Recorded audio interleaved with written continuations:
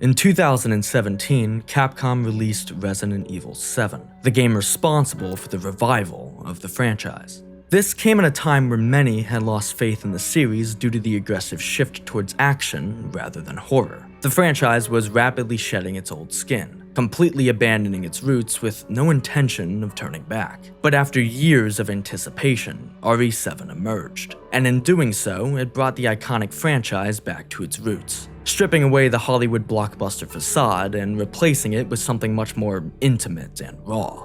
It was a return to true survival horror, and it also marked a first for the franchise, a first-person perspective. We would now see everything through the eyes of a brand new character, Ethan Winters, an average, everyday man searching for his wife, Mia. And in order to find her, he has to traverse a hellscape disguised as a family home, a home belonging to the Bakers. What the hell? Rise and shine, sleepyhead. It's time for supper. Who are all you people? A disturbed family that is as much a victim as Ethan himself. It's a slow, desperate crawl towards the truth in a nightmare that never seems to end. The game itself feels like a love letter to the horror genre. It uses classic horror media as its framework, and it does so in a way that creates an unforgettable experience. If you want a more in-depth look into the main game, feel free to check out my video, The Return of Fear in Resident Evil. Now, the experience of RE7 doesn't stop at the main story. No, the horror is amplified further with its DLC. But none capture the fear of the main game quite like Daughters. The story of Daughters begins with a raging storm, a welcoming family, and a helpless stranger. Instead of Ethan Winters, we now assume the role of Zoe Baker, as she experiences the worst night of her life. But before the nightmare unfolds, the Bakers are just a normal family, trying their best to help the survivors of the wreckage caused by the hurricane. Fresh clothes and into a warm bed. We'll put her in Lucas's old room. Oh, come on, can't you put her somewhere else? Oh, Lucas, you just hush. You long outgrown that room. Always wanted to run a bed and breakfast. Got your big break, didn't ya? Get her to bed. I'll put some soup on. Good night for soup, don't you think? Excuse me, Lucas. In the main story, we play a flashback through Mia's perspective that shows us exactly what became of the ship and how it ended up in the bayou. The ship's name was the SS Annabelle, and its mission was to transport an E-type BOW. But that all went to hell when she got loose, killing the crew and dismantling the ship from within, leaving practically no survivors.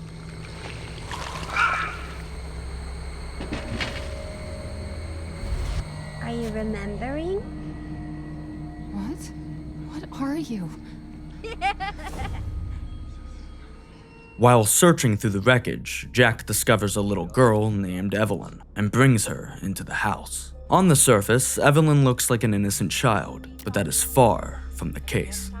In the DLC, we see the Baker family from an entirely different perspective. Instead of the psychotic family we know them to be, we see them as they once were, kind-hearted and welcoming. They're just as human as anyone else. And instead of tearing the guests apart limb from limb, they make them feel at home. The Bakers were kind people, and their house reflects that, and it feels different this time around. It's no longer decorated with mold and grime. It's instead comforting, warm, and feels like a home.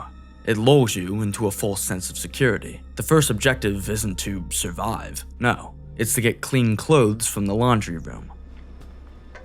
There's a change of clothes in the laundry room, dear. There's nothing about it that's inherently scary, yet something feels off, and it's only a matter of time before it shows its face. It's the calm before the storm. When Zoe finally makes it up the stairs and into the bedroom, it marks the point of no return, the last night she will ever spend with her family. All right, little girl, let's get you cleaned up. They're mine now. What?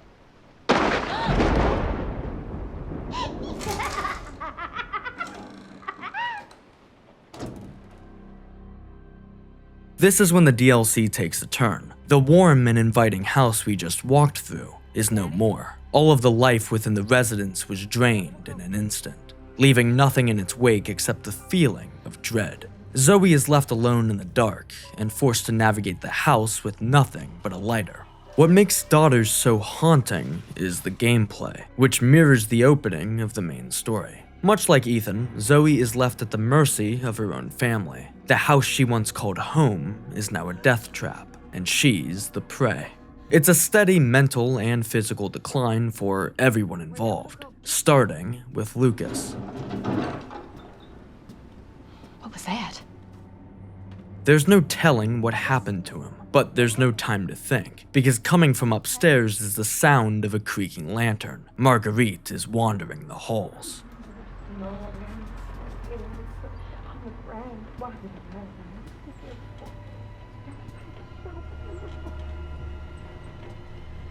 Zoe is of course forced to check on her, and the person she finds is not her mother. Mama, is that you? Zoe, come look. Come see her gift. Look at all the pretties my little girl is giving me! Jack comes bursting into the bathroom to defend Zoe, and instead of watching the fight unravel, she goes to the garage to grab some rope. The blanket of suspense draped over the house is very prominent, and this DLC uses that to its advantage. As the player, we anticipate what's coming. In fact, we've already lived through it, assuming you've played the main game, but that doesn't make it less terrifying. Seeing the origin of the Baker's corruption is just as chilling as seeing them in their final form. In fact, I'd wager that it's more unsettling in the DLC. And when Zoe returns to the bathroom, things have only gotten worse. The father she once knew has been taken as well. You don't want to disappoint her now, do you? We can't do that. What are you talking about? Your new sister, Eve. When I ask for rope, I expect to get rope. I'm just gonna have to teach you a lesson. Daddy! What's gotten into you? In the main game, we're introduced to Jack after he's been given Evelyn's gift. We see him as this looming threat and nothing else. But Zoe still sees him as her father. We were given a glimpse of what he was once like, only to see him change right before our eyes into something much darker. A monster capable of unspeakable horrors. The objective has now become simple: survive. Jack chases Zoe to the billiards room, where she's forced to barricade the door, and even then, he doesn't stop his chase. It's only after Zoe finds a way out to the veranda that he sets his eyes on someone else: Lucas. The family is quite literally being torn apart from within, and Zoe is forced to watch. One thing that really makes the experience more horrifying is that both Marguerite and Jack's conscience still reside within their body. They're aware of what's going on, and they are actively trying to fight back against Evelyn's influence. There are moments when you can hear Jack cry out for her to stop. Shut up! You ain't real!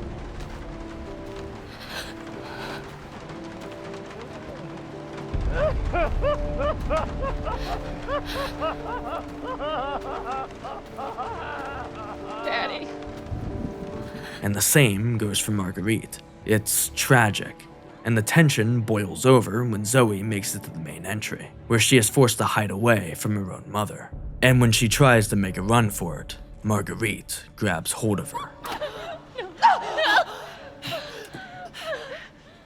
I'm so sorry. I don't know what's wrong. Mama. Stay away. Don't touch her. Don't hurt my family. I don't understand, Mama. What's going on? Here, take it.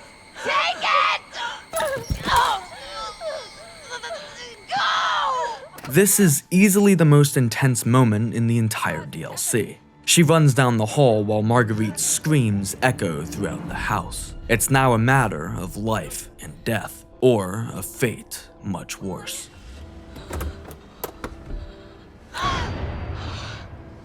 What? Up and leave us?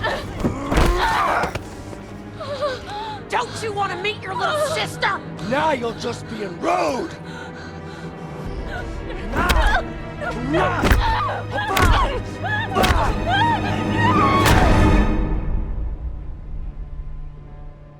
Now, what you have just seen is one of two endings to this DLC. This was the bad ending, if you couldn't already tell. In order to obtain the true ending, Zoe must go through a series of steps to escape the house through the front door rather than the car. These steps include obtaining a passcode, a lockpick, a component, and the dog head relief. Acquiring all these items allows Zoe to exit directly through the front door, which then leads her to the RV. Now, in the RV, Mia is found completely passed out next to a note she wrote to the Bakers, which implores them to stay away from Evelyn at all costs. But it's too late. She's already a part of the family.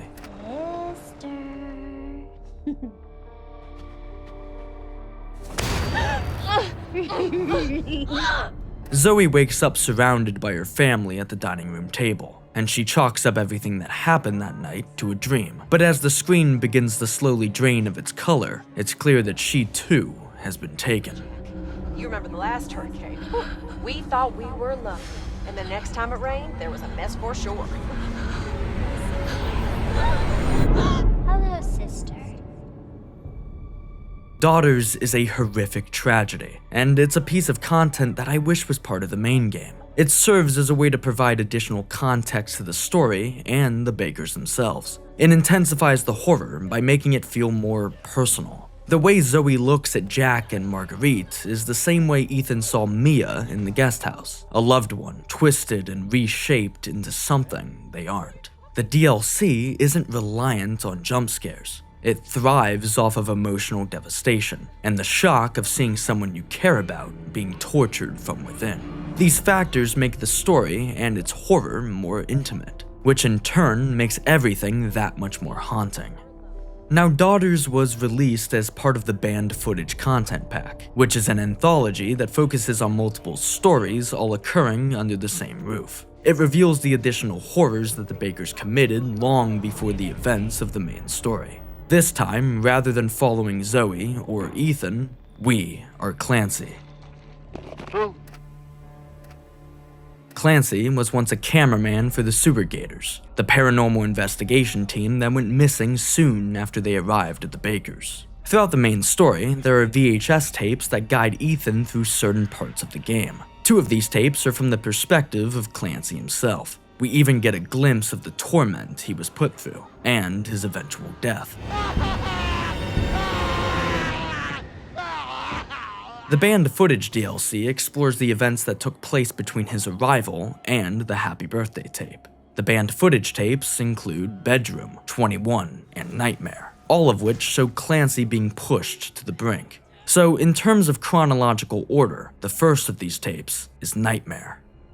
Nightmare takes place after the events of the derelict house footage, which showed Clancy along with a member of the Supergators being captured by Jack. And when he wakes up, he finds himself in the molded over basement, with nothing but a bit of scrap and a workbench. The entire premise of the Nightmare tape is significantly different from any other banned footage. It still takes place in an oppressive atmosphere, but this time Clancy has the ability to truly defend himself. After all, it is a survival mode. The mode itself is relatively simple. Clancy needs to survive till dawn, no matter what. The gameplay loop consists of navigating through the tight and claustrophobic hallways of the basement, while also fending off waves of molded.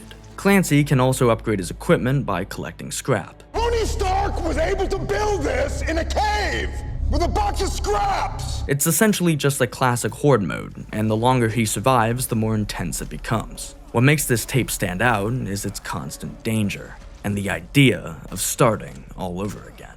Because the moment Clancy dies, the clock resets. The atmosphere of the basement is daunting, and the ones who inhabit it make it even more so. It's a really fun and suspenseful mode that ends up leading to something much more grounded. After Clancy survives the night and escapes Jack, he ends up being captured immediately by Marguerite. And let's just say she's quick to display her hospitality. Damn that, you ungrateful prick!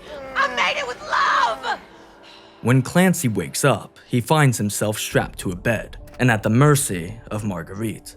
It's a stark contrast from the Nightmare tape. It's not a physical battle, it's a mental one. And out of all of the stories involving Clancy, Bedroom is my personal favorite.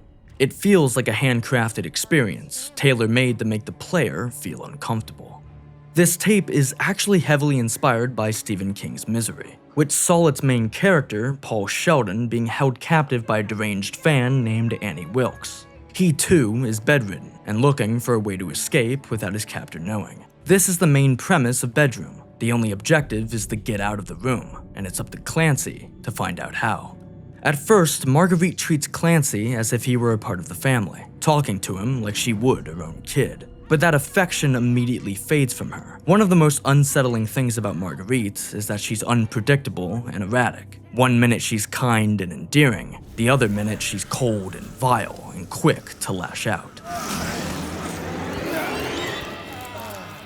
Her mood is actually a big part of this DLC. Upset her, and we'd be subjected to more of her cooking.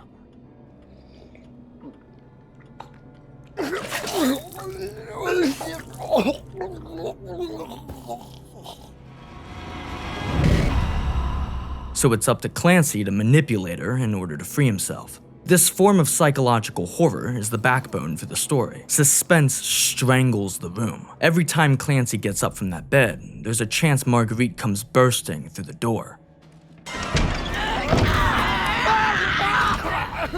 The thing is, though, he has to take that chance, because if he doesn't, he won't make it out alive. The gameplay is simply fantastic. It's a traditional escape room that's been amped up to 11. Every single time Clancy discovers a clue or an item, he's gambling with his life. Everything in the room must be put back in its place, or else Marguerite will notice. I can't let her see I've been out of bed. That drawer didn't open itself. This forces us to remember where things go. We constantly have to rearrange the puzzle pieces in order to keep her happy. It's a really intricate gameplay loop, and on a first playthrough, it's genuinely incredible. Uncovering the secrets of the room is both satisfying and rewarding. It's a steady push towards the exit, and when all of the pieces fall into place, it clears a path for Clancy, and finally gives him the chance to escape.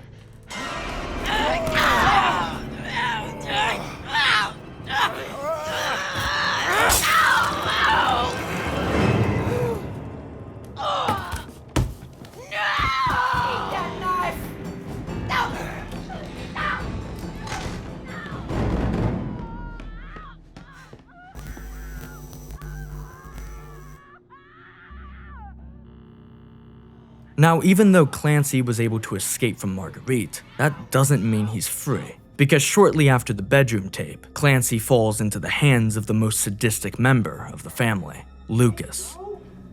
Now, I wonder, do you have what it takes?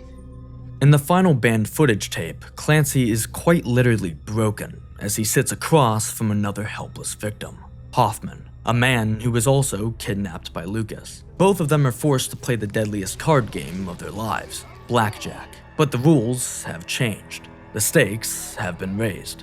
There's not a single dollar placed on the table. No, they're playing for their lives while Lucas deals. And if there's anything to know about Lucas, it's that he doesn't like to play fair.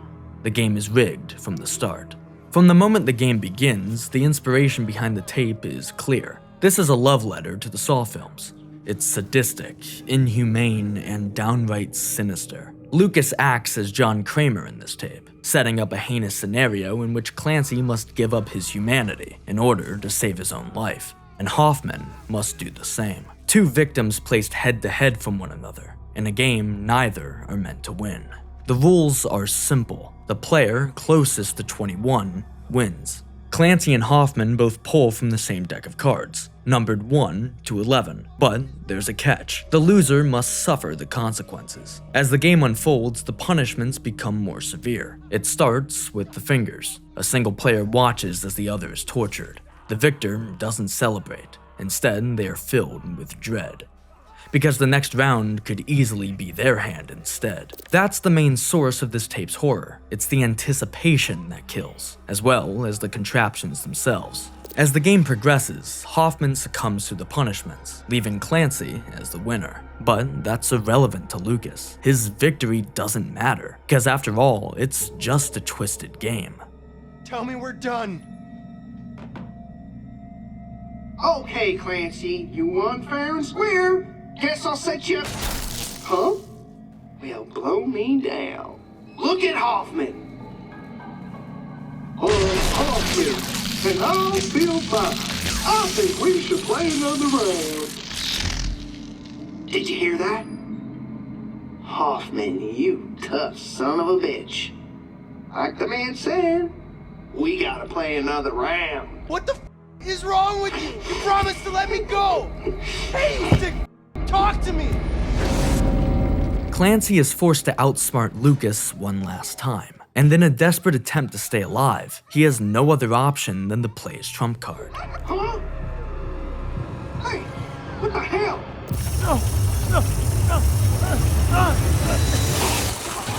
None of this matters though, because Clancy was never going to escape with his life. The Baker residence was meant to be his final resting place, because right after narrowly winning 21, he's funneled into another horrific scenario. Let me go now. You are one cold son of a bitch! Now you impressed me so much, I'm gonna give you an extra reward. We gonna play another game, you and me. Oh, ain't life grand? It's here that he finally dies. But in death, he was able to save Ethan's life, because if it weren't for him, he too would have burned alongside him. The banned footage DLC as a whole serves as a way to amplify the fear of the main game. It provides us with additional context and stories to not only humanize the Bakers, but to also make them more terrifying. We are shown their brutal transformation in the killers, but we also get a glimpse of who they once were. A quiet and peaceful family torn apart by corruption. I don't think there's anything scarier than someone's kindness being morphed into pure evil. Daughters doesn't shy away from showing us the vulnerabilities of the Bakers. It deepens the horror by adding their humanity into the mix, which in turn makes everything that much more disturbing. In my opinion, Daughters is the scariest Resident Evil DLC. The suspense, the helplessness, the emotional toll on the characters, all of it just comes together to create a chilling experience that is truly haunting.